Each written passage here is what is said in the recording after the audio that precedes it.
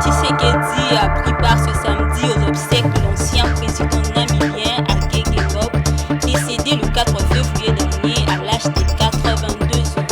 Depuis le dernier rapport de l'Association mondiale des opérateurs et constructeurs des téléphonies, le 4G devrait représenter 49% du nombre total des connexions en Afrique subsaharienne d'ici 2030. Madame, Messieurs, bonsoir, bienvenue. Le président de la République, Félix Tshisekedi, a pris part ce samedi 24 février aux obsèques du docteur Hage Geingob, ancien président namibien décédé le 4 février dernier à l'âge de 82 ans, ce quelques semaines après avoir pris part à Kinshasa à l'investiture de son homologue congolais, Félix Tshisekedi, réélu à la tête de la RDC à l'issue des élections du 20 décembre dernier. Plusieurs personnalités ont pris part à ces obsèques, notamment l'ancien président Joseph Kabila. Et puis, bonne évolution de cours de produits miniers, c'est ce qu'a révélé la gouverneure de la Banque centrale, Malangu Kabedi, invitée au Conseil de ministres dès ce vendredi 23 février 2024. Le prix de la tonne du colbert s'est maintenu à 32 750 $, tandis que le prix du cuivre a connu un accroissement de 1,46%, se situant 8 341 $. Dans son rapport, la gouverneure a aussi passé en revue la situation de la conjoncture économique du pays. Suivez le porte-parole du gouvernement, Patrick Mouyaya, qui a fait le compte-rendu de la réunion. Évolution de la situation récente sur le marché d'échange ainsi que de biens et services. Intervenant en tant qu'invité, la gouverneure de la Banque centrale du Congo a passé en revue la situation de la conjoncture économique du pays dans un contexte international de persistance de risques liés à des tensions géopolitiques et géostratégiques, ainsi qu'aux effets anticipés du dérèglement climatique dans la plupart des zones de production. Elle a indiqué que les cours de principaux produits miniers exportés par la République démocratique du Congo ont bien évolué. Le prix de la tonne du cobalt s'est maintenu à 32 750 $. La prorogation de l'état des sièges, la ministre de la Justice et garde des Sceaux, Rose Mutombo, a soumis lors du dernier Conseil de ministres le projet d'ordonnance loi autorisant la prorogation de l'état des sièges dans les provinces d'Ituri et du Nord Kivu pour une durée de 15 jours. Je vous propose de suivre encore une fois de plus le porte-parole du gouvernement, Patrick Mouyaya. Au dernier chapitre du Conseil de ministres de ce jour, relatif à l'examen à l'adoption d'un texte. Projet d'ordonnance loi portant autorisation de la prorogation de l'état de siège.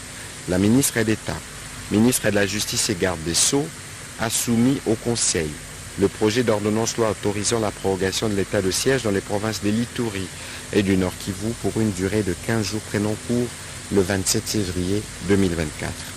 Après débat et délibération, le Conseil a adopté ces projets d'ordonnance loi. Commencée à 14h20, la réunion du Conseil de ministres a pris fin à 17h30.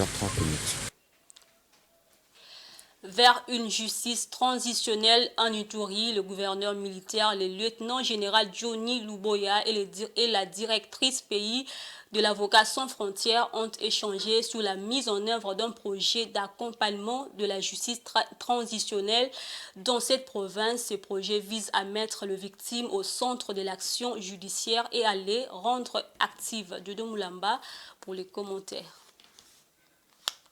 Les crimes contre les populations ituriennes ne resteront plus impunis. Leurs auteurs vont devoir répondre de leurs actes pour que réparation soit faite en faveur de victimes. Un projet d'accompagnement de la justice transitionnelle est déjà sur la table du gouverneur militaire de l'Ituri. Ce projet est porté par l'association Avocats sans frontières qui veut mettre les victimes au centre de l'action judiciaire. En tout cas, les priorités pour Avocats sans frontières, c'est de lancer ou d'appuyer le processus de justice transitionnelle qui met les communautés et les victimes au centre de l'action, qui puisse sensibiliser, renforcer les capacités de la société civile et des communautés sur les concepts même de justice transitionnelle afin qu'ils puissent devenir partie active et prenante du processus même, qu'ils puissent participer de façon active au processus qui doit se dérouler au niveau provincial.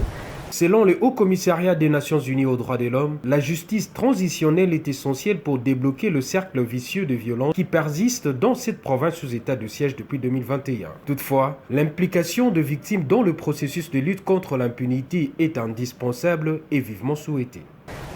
Ici, le message à passer aux communautés, ce serait l'importance pour les communautés et les victimes des crimes graves de pouvoir s'impliquer dans le processus, de pouvoir porter leur voix afin d'exprimer leurs besoins et leurs attentes du processus, ainsi influencer le processus global de justice transitionnelle. Malgré la signature des accords de paix entre les autorités du pays et les groupes armés locaux, l'on ne cesse de compter des morts en Ituri. Autre chose, menace d'érosion sur la route nationale numéro 1 dans le Kwango. Quelques mètres de la chaussée ont déjà cédé. Une situation inquiétante et un haut risque de ne plus être praticable en cas de forte pluie à venir. Suivez ces commentaires de Maryse Boleli.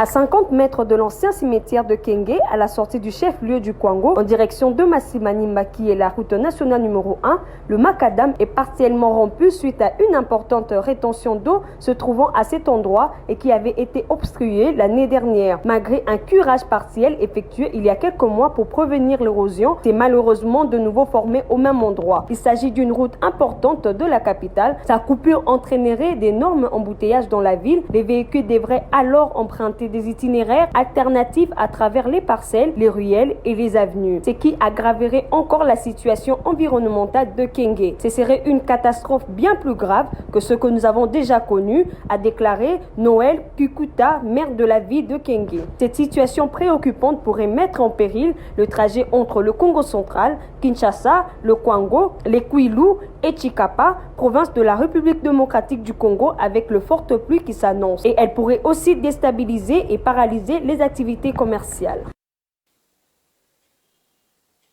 Et en sport, le tout-puissant Mazembe a validé son ticket pour le quart de finale avant la dernière journée en s'imposant sur la marque de 3-0 face à Pyramide FC d'Égypte dans son entre de Kamalondo. Ce match entrait dans le cadre de la 5e journée de la Ligue des champions de la CAF. Suivez.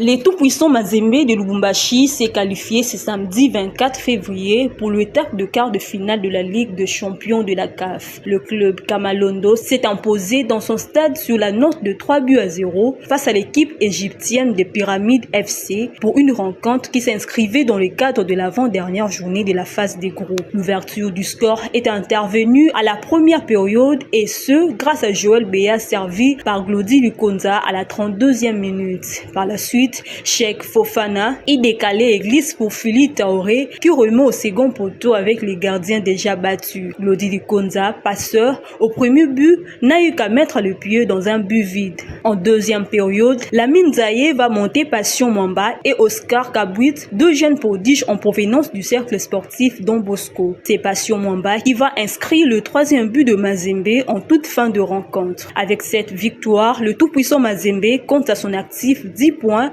et jouera le quart de finale, quel que soit le score de la dernière journée où il ira évoluer en Afrique du Sud face à Mamelodi.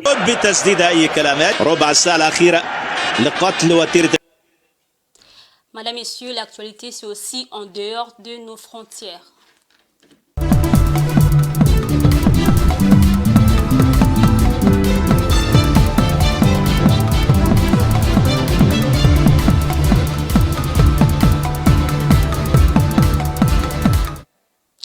La République arabe d'Égypte va porter à 60% l'objectif qu'elle s'est fixé pour 2030 en matière d'énergie renouvelable contre 42% actuellement. C'est ce qu'a annoncé cette semaine le gouvernement égyptien qui a indiqué tout de même que la mesure s'inscrit dans le cadre de la mise à jour de la stratégie énergétique du pays. Jojo Moulamba pour les commentaires. La technologie mobile de 4e génération 4G devrait connaître une expansion en Afrique subsaharienne, représentant 49% du nombre total de connexions d'ici 2030, contre 22% en 2022. Parallèlement, l'adoption de la 5G devrait également croître, atteignant un taux de 17% d'ici la même année. En conséquence, les revenus des sociétés de télécommunications vont augmenter de manière significative, atteignant 58 milliards de dollars d'ici 2030, auprès de l'Association mondiale des opérateurs et constructeurs de téléphonie GSMA. En matière de recettes, les télécoms coûtent un peu cher en termes d'investissement, mais une fois que les investissements qu'on a effectués dans les 5-10 ans après, c'est qu'il y a un retour d'investissement, ce qui fait que les recettes vont augmenter parce qu'il y a beaucoup de plus de populations qui utilisent la 4 et la 5G. Ceci dit, il y a déjà beaucoup d'investissements qui sont faits déjà dans la 4 et la 5G. Je crois que dans certains pays déjà, la 4G et la 5G sont déjà fonctionnelles. La connectivité mobile en Afrique subsaharienne continue de stimuler la transformation numérique et les progrès socio-économiques. En 2022, les activités liées à la 5G se sont multipliées en Afrique subsaharienne. Cette technologie, qui devrait rapporter 11 milliards de dollars à l'économie de l'Afrique subsaharienne en 2030 d'après GSMA, ouvre la voie à de nouvelles possibilités dans les domaines tels que l'éducation, la santé, les affaires, entre autres. Beaucoup d'opérateurs de téléphonie mobile sont en train d'aller vers la 4G et puis la 5G, évidemment, parce que les technologies existent pour aller vers le haut débit. Donc, c'est devenu une exigence réglementaire par les autorités de régulation. Le gros problème pour la 5G, c'est le problème du terminal, parce que les terminaux qui sont capables de pouvoir prendre les connexions, en tout cas par rapport aux fréquences allouées à la 5G, c'est les téléphones de haut de gamme. À l'horizon 2030, le nombre total d'abonnés mobiles en Afrique subsaharienne devrait atteindre près de 700 millions et le Nigeria et l'Éthiopie représenteront près d'un tiers du nombre total de ces abonnés. Ces chiffres vont porter le taux de pénétration de la téléphonie mobile dans la région à 50% d'ici 2030.